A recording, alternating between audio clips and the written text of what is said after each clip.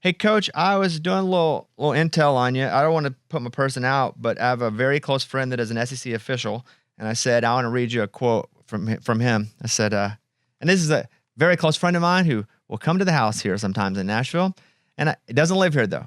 I said, Yeah, I said, what's up with Rick Barnes? What kind of guy is he? Because he'll tell me. Because some coaches, he's like, I ain't good. He yeah. said, tremendous man on and off the court. And I said, I'm about to talk with him. And he said, Rick and I have a great relationship. And so that's from somebody very close. So now that I know you're a tremendous man, I'm so excited to talk to you. Well, I appreciate it. Good to be with you. How you doing? You doing okay? I'm okay. Yeah, I feel like I'm a big SEC guy, so I was happy to see Florida win. I wonder with you, do you still watch once you guys fall out of the tournament? It's hard, sporadic. Sporadically. I probably watched obviously the last game more of it, but when the semifinal started, I didn't watch a lot of that because it does. It takes a while. I was talking with Kelvin Sampson yesterday, and just it takes time to get that sting out. Because you want to win, you want to be the last team. And the tough part about that tournament is there's only going to be one team that's going to go home happy, and everybody else it comes to a sudden screeching halt. And but it's hard, and when you sometimes you just want to get away from it. But we've had to jump right back into the recruiting aspect of what we do, and so that keeps you from sitting around mulling over it too long. Yeah, it feels so intense right now, even because right, you're right, it's over. We had a national champion, but again, I follow recruiting like crazy, and it's like 84 rumors, portal, NIL. So now it's you're splashing back in. So do you think it's going to be this way forever, or will there finally be some sort of regulations that come in the next couple of years? I don't think it will be like this forever. I don't.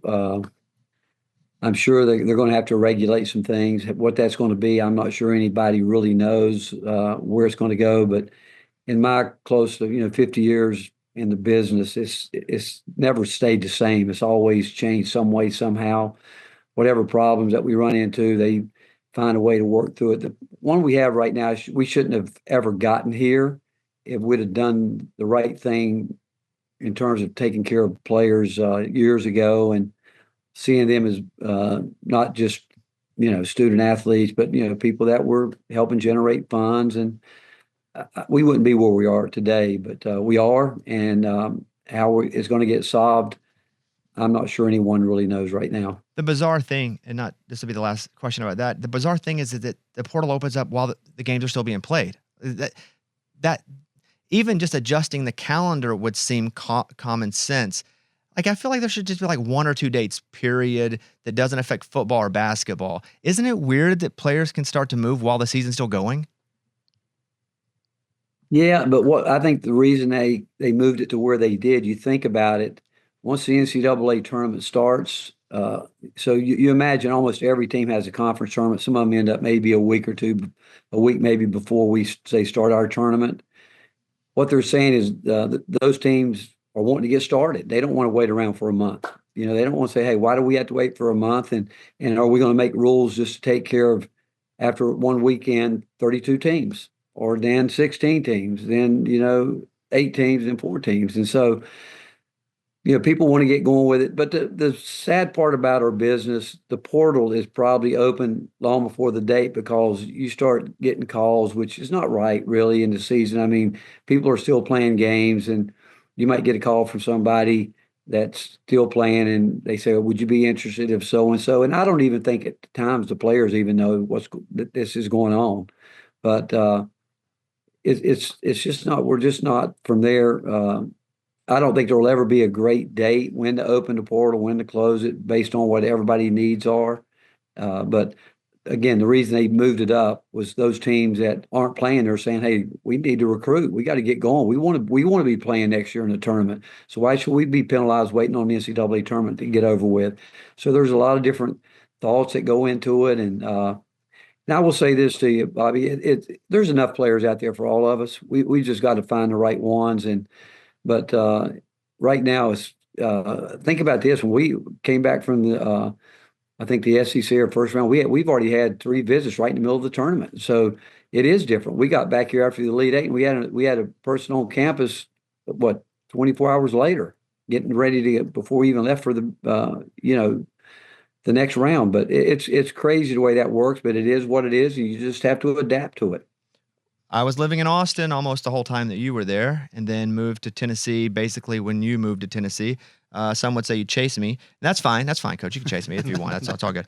But what's the real UT?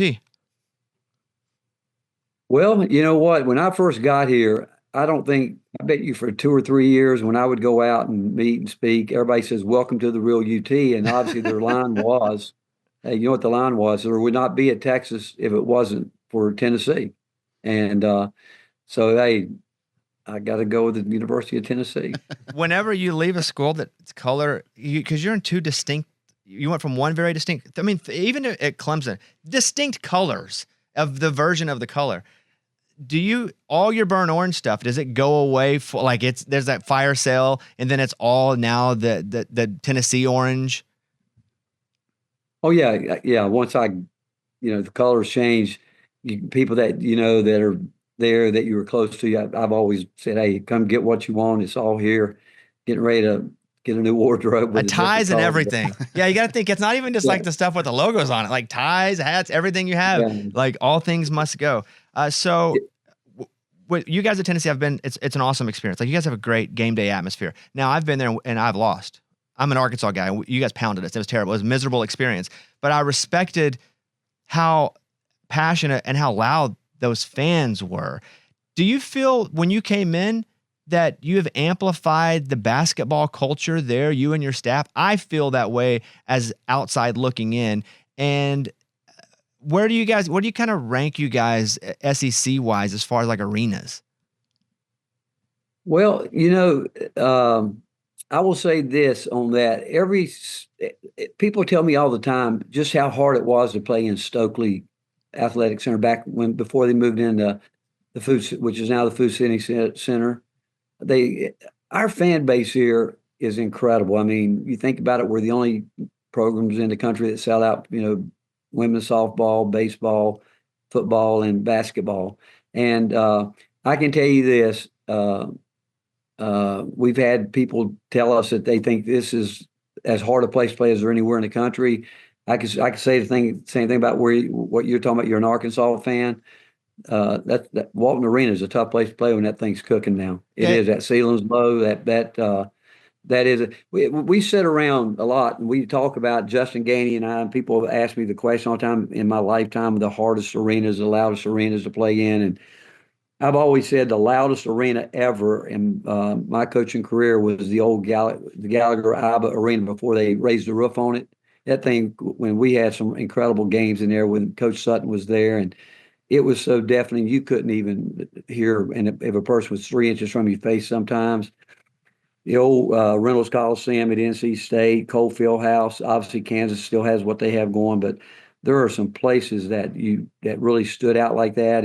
But when I'm coaching a game, I'm kind of oblivious to all that, to be quite honest. But I have had a lot of people tell me how hard it is to come in here and play. yeah. Tennessee sucks to play because you guys are so loud. I'm biased to Arkansas, but Auburn, it's small, but Auburn gets loud and because it's so small and right on top of you. So there's a dynamic there to where they only hold like 9,000 people, but that's a loud freaking 9,000 people, right? Yeah, it is. I mean, that does. I think about Ole Miss can get going. I think now, obviously a lot of people have cut their arenas down. You go out in Texas now. Think about it. Baylor wins the national championship, goes from a 10,000 seat arena to like a 7,000, 8,000 seat arena. Texas goes from a 17,000 seat arena to a 10,000 seat arena. But there's still something to be said about an arena that 21, 6, 7, 8, and especially when you fill it up. And but there's a lot of them that can be loud in some ways, obviously, but they all have their own really unique personalities. What about staying in that box? I don't feel like they give you enough room. And you come out of the box, they give you a little warning. You feel like that box should be extended a little bit or what? Well, what I think they ought to do, they ought to move the officials where I have the worst seat in the house. Where I sit on the bench, the official's butt is right in my face the entire game because his job is to stand at the foul line, and my seat lines up with the foul line. And so that makes me have to get up and move. But sometimes I will literally, he said, I'll push them to the side a little bit, but that's where they're supposed to be. But back in the day, you could walk down as far as I remember when you could walk to half court. But again, it just goes back to where they want to try to feel like they got control of the game and trying to keep people under control. When did they hit you though with the tech? Because I'm assuming they'll say, Coach, do they give you like a quiet warning first, a loud warning second? Like at what level do they go, that's too much? We've told you twice, 3 times already. It depends on each guy. Back earlier, I'll never forget one night when I was coaching the Providence in the Big East, and coaches and referees. I thought we had pretty good relationships. We knew each other, but Timmy Higgins one night, who I loved to death and did a lot of games, and games just started, and we weren't playing well, and I'm getting after him a little bit, and next thing I know, he comes by me, and I just yelled out, "Timmy!" And he turned around, he teed me up. And I looked around, I said, "What?" And he looked down, and I promise you, my foot was a half an inch out of the box. He looked at me, he looked down, he said, "You're out of the box." And he turned back, and I said, "Are you kidding me?" He said, "Coach, I had a bad day today. I don't want to hear it." And I go back. I think there's guys that referee the game, and there's guys that manage the game too. And if you ask me, would I rather have a guy that manages the game or referees the game? I just want referees to call the rules of the game, but they need to manage it too. And I think older guys probably are a little bit better at that as they get experience. Do you have a person on your staff that whenever you have been triggered so much, they go, "All right, Coach, stop," that you actually will listen to? Not really. Not really. I mean, if I do get going, I'm going to get going. It's really funny. I think I don't remember the last time I did technical. I think it was here when John was at Kentucky, and he got a technical foul, and I looked at him and I was laughing because I didn't think he had done anything, and he turned around and teed me up. It's like kids. Because I didn't think, I'm like, what did he do? And they teed us both up, and that's one of the last ones I think I remember that I got. But officials, I think there's been a lot that has gone into helping officials to learn how to communicate. That's the key between games with coaches and referees, and the communication level. And obviously some coaches are going to get along better with others and vice versa. But it's a communication factor that has been, Mike Eads, who is our supervisor official, he has done just an incredible job, incredible. And I will tell you this, I really do respect those officials. I was on the rules committee for 5 years, and knowing and learning how hard they work at it, have to work at it, and it's a really difficult game to officiate. That gave me a whole different perspective, and but it also helped me because I know where they're supposed to be. And if they're not there, I can kind of get at it a little bit. But they work at it, and they want to get it right. That's all I'm going to tell you. They do want to get it right. It's important to them. And back in the day, everybody used to feel like it was a part-time job for those guys. It really isn't. Those guys, that money, if they might have another job, it still is important to them to help take care of their families. And I think you got to respect them because it's a tough game to officiate. We have 3 final questions for you, Coach. Eddie? Hey, Coach, my first job out of college, I was a news cameraman for News 8 Austin. You were head coach at Texas. And I never did sports really, but they sent me out to one of your press conferences because the photographer wasn't available. So I go up there, and it's the first time I'd ever seen you in person. And you guys had planted a fart machine under one of the reporter's seats. So every time that reporter started to ask a question, you guys would hit the button and a fart noise would come out, and he just couldn't get his question out. I thought that was the funniest thing in the world. I became a huge fan of yours after that moment. After that. Do you still do that kind of stuff with the media? I thought that was so great. Hey, if you want me to get up, I'll walk in my locker and I'll get that machine. I forgot. You remember that, Coach? Yeah. Oh, I'm sure I've done worse than that. But, sometimes you just want to have fun doing what you're doing. And I'm not sure who it was, but I'm sure it was good reason why we put it underneath their chair. That's funny. Okay, final two questions. Let's talk about Kevin Durant for a second. How cold was he as just a freshman at Texas? Man, oh man, I could tell you, I could tell you stories all day about him. I remember, I tell everyone, when you coach a guy like Kevin Durant, uh, he's the hardest worker. He's as hard a worker, maybe the hardest worker that we've ever coached. He's just an incredible teammate, very unselfish. All he cared about was winning. But he just loves being in the gym, and he still does even today. I mean, he works as hard as now or harder. I mean, he just loves the game of basketball. And so when you coach a guy like Kevin, and he came in and we had lost three guys early to the NBA draft, and Daniel Gibson, PJ Tucker, and LaMarcus Aldridge, and we were down to three players in our program. And we signed best recruiting class in the country. We had Kevin and DJ Augustine, Damian James, and we signed 7 freshmen, and 4 of them started.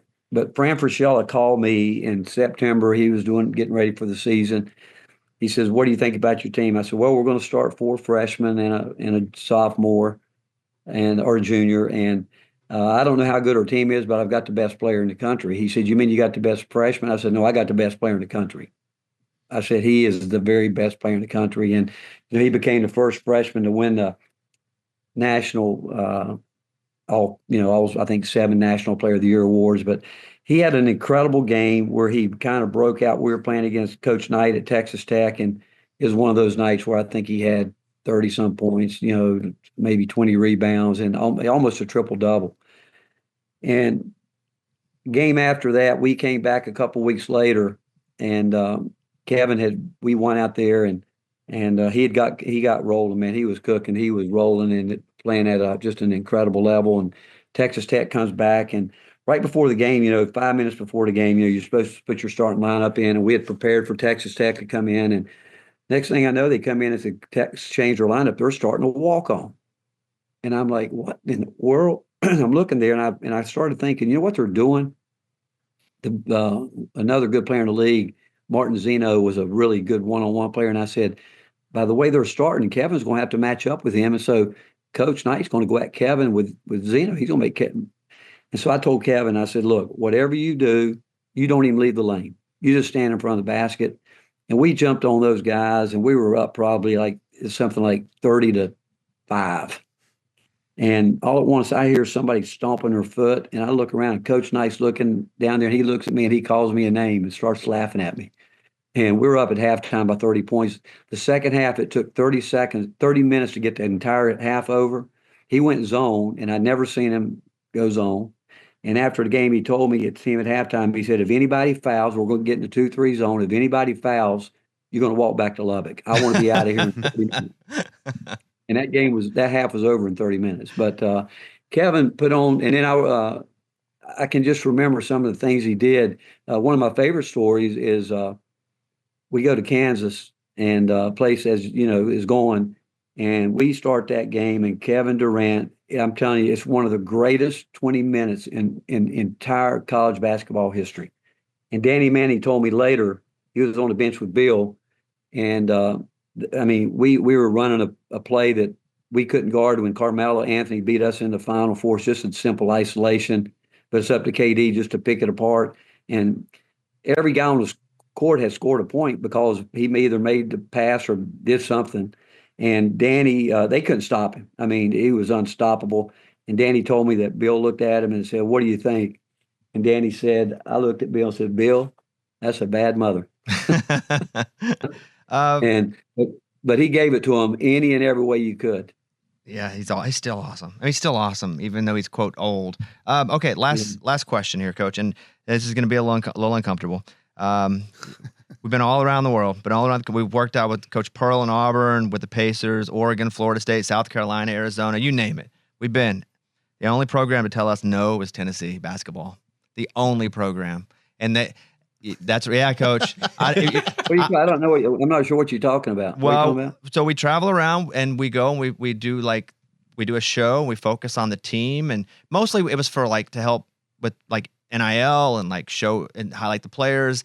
And we've been to like 13 different D1 schools. We worked out with Janai and everybody has said yes. The only time we kept getting no was from the University of Tennessee.